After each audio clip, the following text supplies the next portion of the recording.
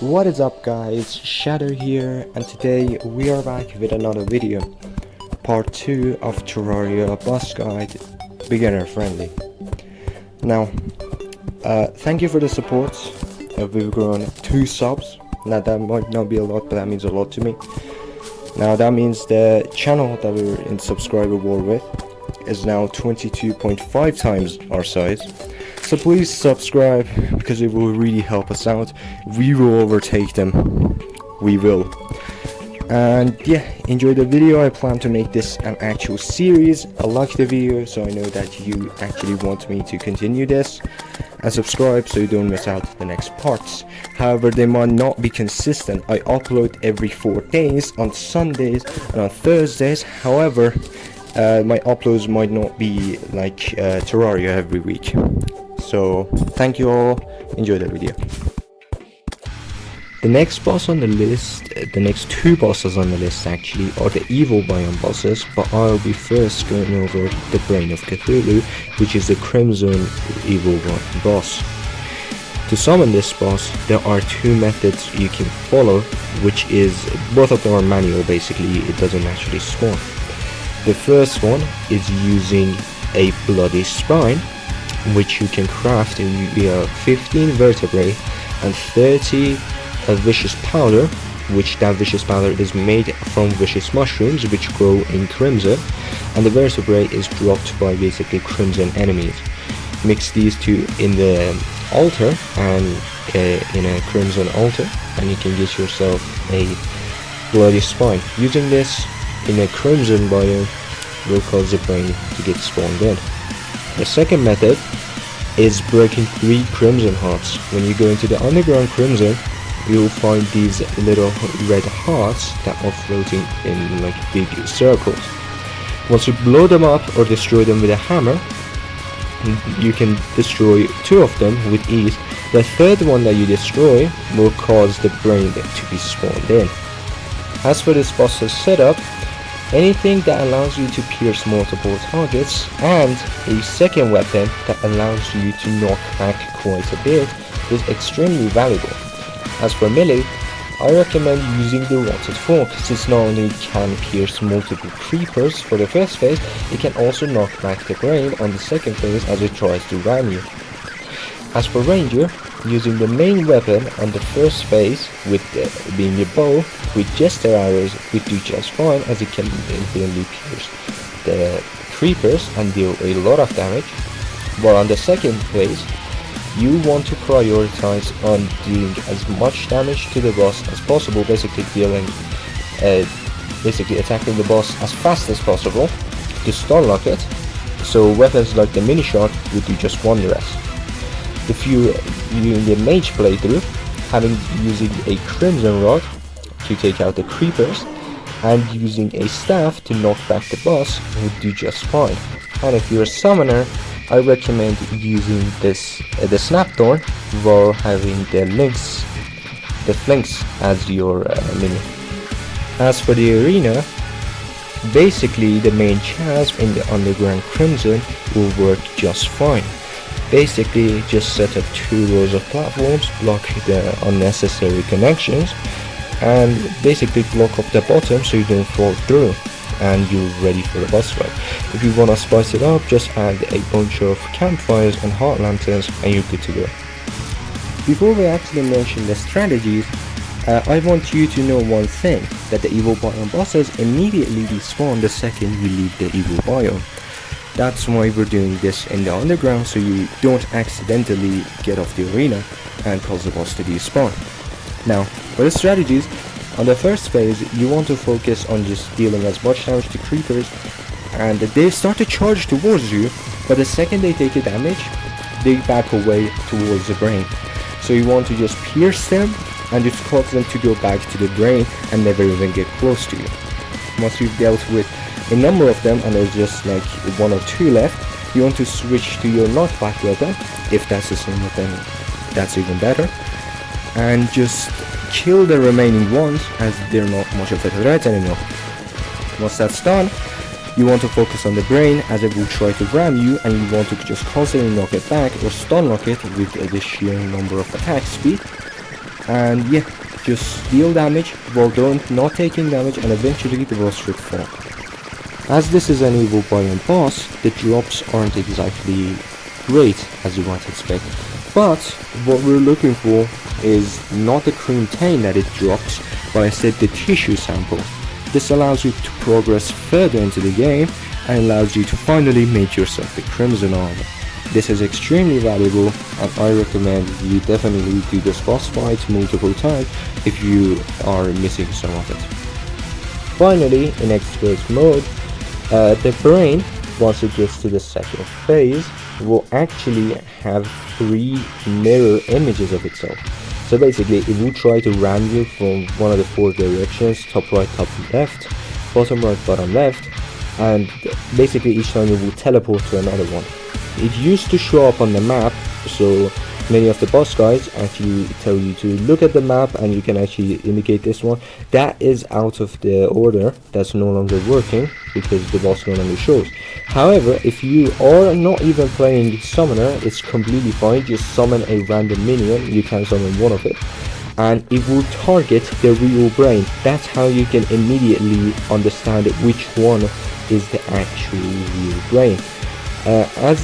Now, at the start of the second phase, you can immediately understand which one is the real one, but once it gets to the last 10% of its HP, you can no longer tell which one is the real brain of Cthulhu. And before you do, you can actually tell, like, oh, this one's real, but when you do, it's way too late and you take 1 or 2 hits. Not to mention, now Brain of Cthulhu and the creepers, once they contact damage you and they hit you, you have a big chance of getting a random debuff, and you can get multiple debuffs at times, even cursed, which makes you completely unable to do anything. So just be aware of that. As for the drops though, the expert exclusive drop is very important, being the Brain of Confusion, which not only causes that has a chance of causing the nearby enemies to get confused when they hit you. The bigger the damage, the bigger the confusion. But it also has a 1 in 6 chance to dodge an attack completely, which is absolutely broken. So, the next boss on the list is the Eater of Worlds, being the corruption counterpart of the Brain of Cthulhu. This boss is only summoned in corruption worlds, but if you have a crimson world, you can make an artificial corruption just like me and fight the boss there. To summon it, you have 2 ways. First off, go find a naturally spawning corruption biome, head down its ravines and find the purple balls in it called shadow orbs.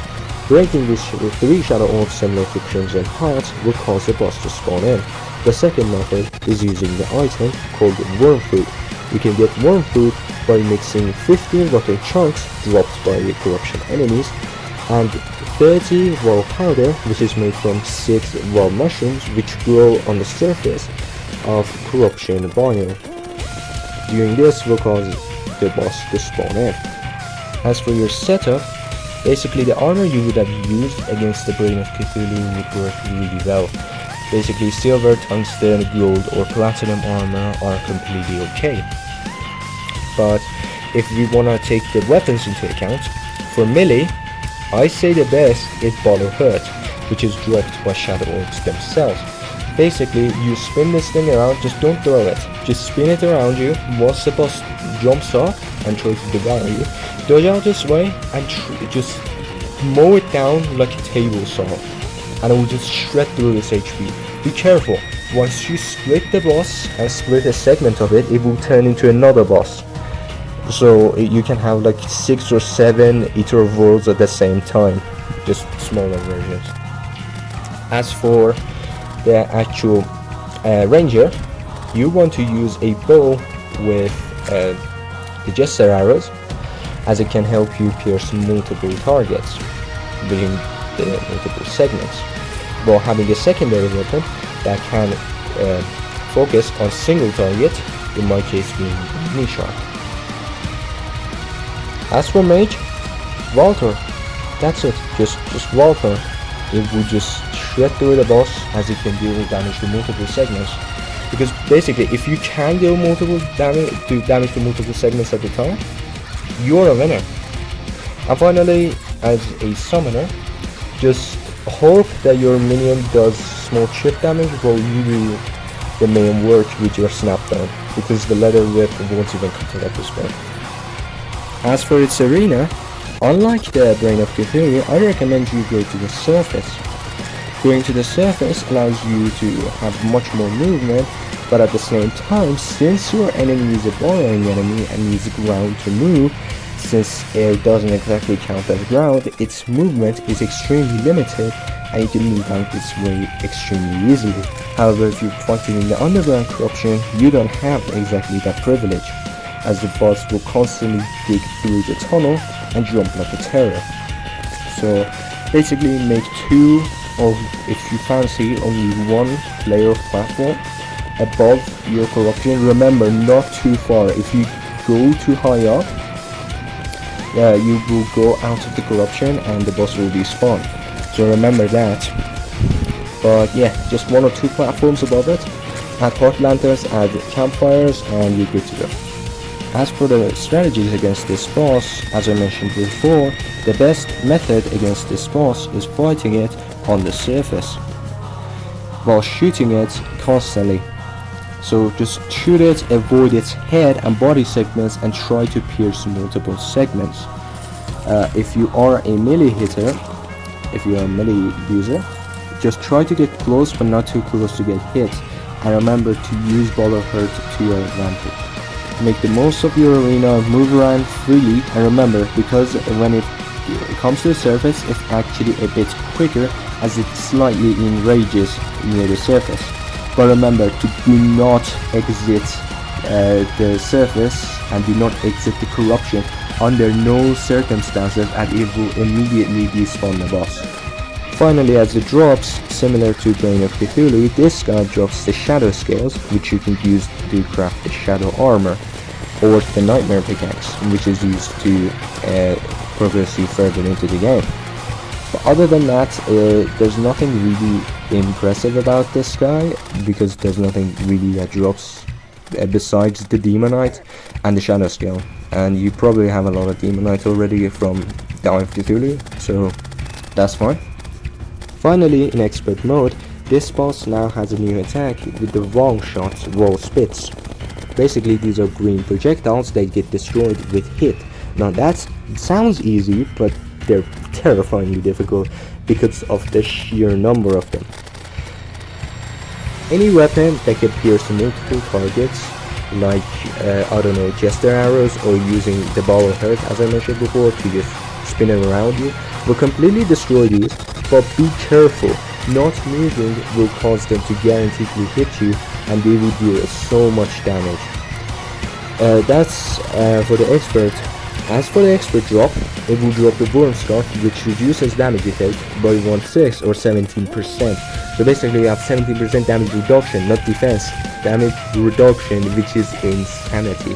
If you don't know, that basically they nerf it in Calamity mod to 10%. That's how OP it is. They make it half the power of it, how normally it is.